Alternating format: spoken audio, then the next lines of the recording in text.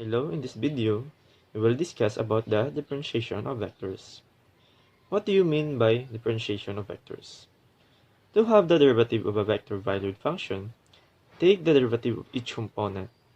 If you interpret the initial function as giving the position of a particle as a function of time, the derivative gives the velocity vector of that particle as a function of time.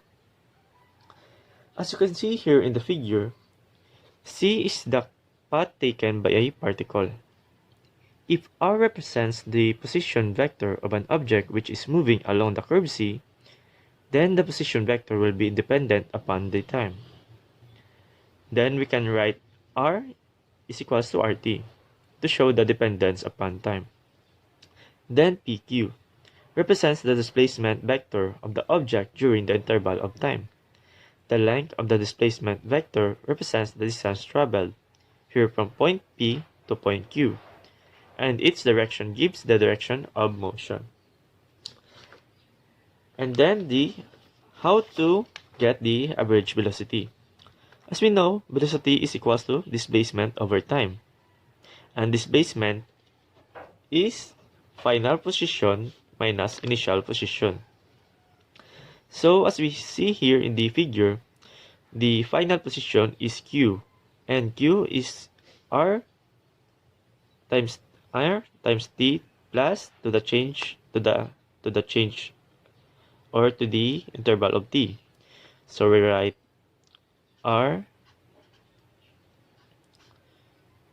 T plus interval of T, and then the initial position, which is the RT, minus RT over change of time.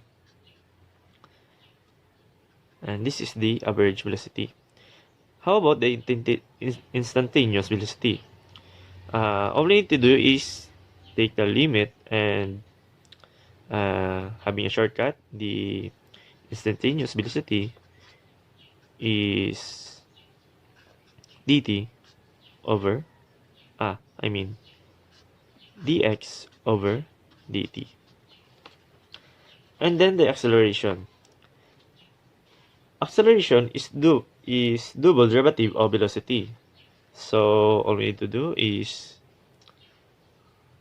d squared x over dt squared. And that's how to get the acceleration. So let's take an example.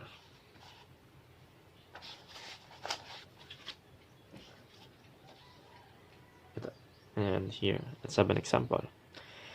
Given if W is equals to 3t squared I plus cosine 2tj, find A, which is the velocity, dw over dt, B, dw, absolute value of dw over dt, and C, which is the acceleration, d squared w over dt squared. So in solving the letter A, all we need to do is to derive each component in the given. So with the given of 3t squared I plus cosine 2tj, the letter A, the derivative of 3t squared is equals to 60. And the derivative of cosine 2tj is equals to negative 2 sine 2tj.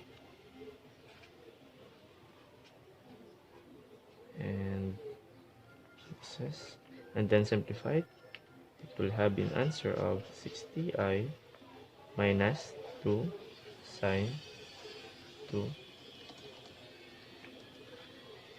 tj. And that's the answer for the letter A. Now let's solve for the letter B.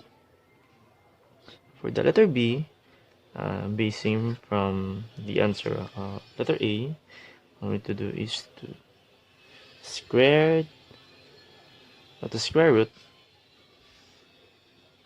the answer of the letter N and squared each component, 60 60 squared minus 2 sine 2t squared. And it will have an answer of